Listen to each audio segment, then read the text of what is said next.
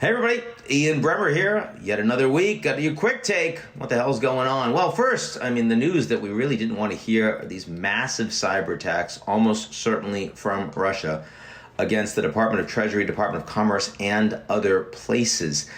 So what do we make of this? Well, first of all, this is not about timing to hit right before Biden becomes president. These attacks have been going on for months. We only just found out about them.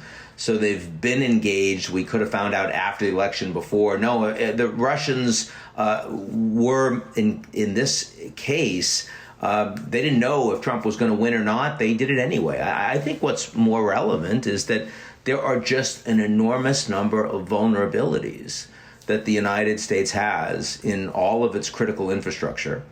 There's all sorts of attacks and espionage that are going on at the hands of the Russians, the Chinese, to a lesser degree, Iran, and some other actors.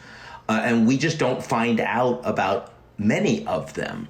And that's a problem. That's an enormous vulnerability. Now, I guess the good news is that the U.S. has offensive capabilities that are every bit as robust as what the Russians and Chinese have. So even though we don't know how to deter and we don't really know how to defend, the presumption is we also are engaging in these attacks ourselves. So one thing that I think is relevant, this will be a serious issue, even a crisis, that will be on incoming President-elect Biden's to-do list as soon as he takes over. But that doesn't mean that he's going to take very serious action. And I think there are a bunch of reasons for that. One is because historically, the Americans have not had very good ideas of what to do in response to cyber attacks, when they're hard to identify, when there's a lot that's going on, and when escalation is comparatively easy. You don't necessarily want to take a large measure that could lead to a major conflict. Furthermore, if the Americans are doing same, the potential that you could end up with a serious amount of mutual exposure of massive assets on both sides that could lead to a lot of people being outed that are working in classified situations that could, have their lives ruined, their families ruined, maybe even get killed, something that, you're reluctant to do. So it's not mutually assured destruction. It's not like the nuclear balance the Americans and the Russians have.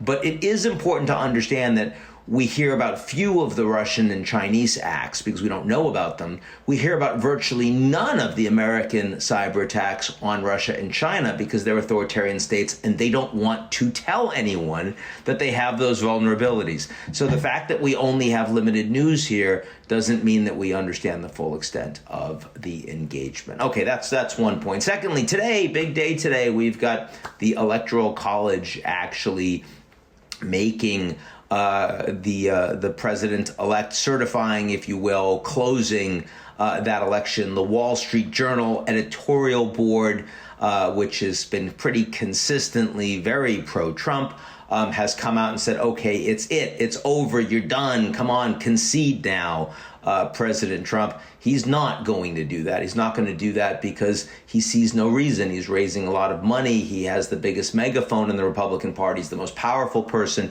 and his ability to continue to have that influence after the elections are over grows if his story is the election was stolen against me, and a majority of Republicans who voted for him actually believe it, and they do.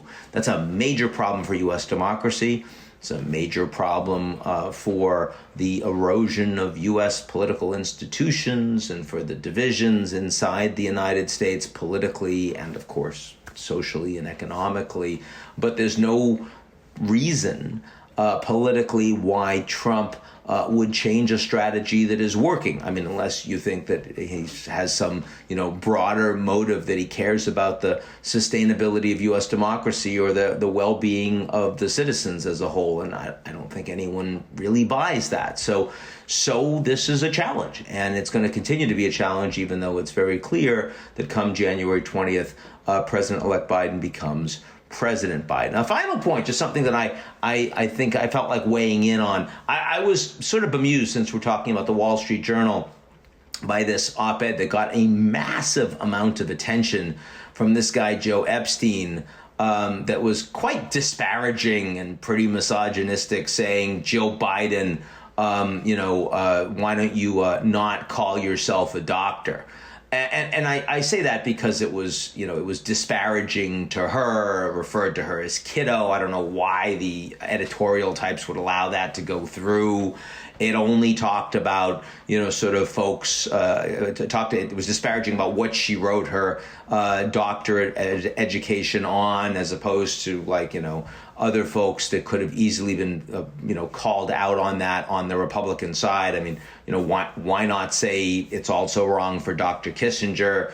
Why not say it's wrong for Dr. Sebastian Gorka, who has a pretty silly PhD and always demands that you refer to him as that? But I will also say that I do personally feel like there are a lot of people out there that use credentials in ways that are kind of off-putting and disparaging. And I see it a lot in academia, especially with folks that haven't necessarily done a lot in their field, that they want everyone to call them doctor. And it's kind of like the guy that you see at a party who immediately has to tell you how important they are, what they've accomplished in life, real blowhard, and you try to avoid those people at all means. And I kind of feel like if you can do it, you don't necessarily need to show it. Having said that, there's a real issue of gender and race that is going on, which is that when you are in an environment, especially academe, which is largely white and male dominated, and a society in the United States that's largely white and male dominated, and you have an advanced degree, and a lot of people are already finding ways to disparage you and put you down, that you definitely want to use that degree to force yourself into the dialogue, make it harder for people to say that you don't necessarily matter. So in other words, it's very easy for me to say, you don't have to call me doctor, and I don't like it when my students do it, and Ian is just fine, because, I'm a white guy with a company and a job. But if you aren't necessarily in that situation, I'm a little bit more sympathetic. In fact, a lot more sympathetic. So anyway, those are my views. I think it's a complicated topic, and it was unfortunate that Epstein wrote such a stupid piece, because it's a piece that actually deserves a broader, real conversation in lots of its manifestations. What I will say is that if you have a degree, or Lord knows, a peerage or a knighthood or some other title, and you don't really need to be using it to stuff it in people's faces all the time, maybe take a step back. I think that generally speaking, anything we can do to create a greater sense of community and kinship is probably something that makes this world slightly better right now. A little bit less crazy. We always like that. Anyway, good to talk to everybody. Hope everyone has a good week. It's Christmas coming up, and let's be well and avoid people. Talk to you soon.